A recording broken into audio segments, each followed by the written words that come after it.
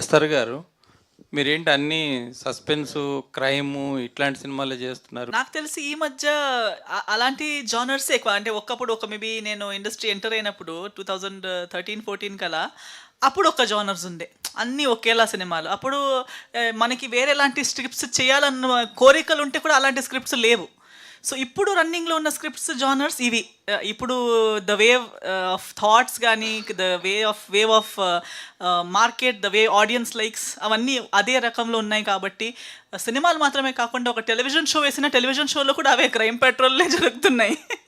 So నాకు తెలిసి సినిమాల కింద ఎక్కువ ట్విస్ట్లు, టర్న్లు రెగ్యులర్ లైఫ్లో జరుగుతున్నాయి. కాబట్టి వాళ్ళకి వాళ్ళ లైఫ్ని మించి ఒక స్టోరీ చూడాలని ఉంటుంది. So definitely they want to see which is ముందు బ్యాంకాక్ చూడలేదు, ప్యారిస్ చూడలేదు, స్విట్జర్లాండ్ చూడలేదు. కాబట్టి స్విట్జర్లాండ్ డాన్స్ చేసేది చూడాలని ఉండే అప్పుడు. ఇప్పుడు ఒక వీకెండ్ ఆఫ్ ఉంటే ఐటీ వాళ్ళే టికెట్ వేసి మాల్దీవ్స్, మారిషస్ వెళ్ళొస్తారు.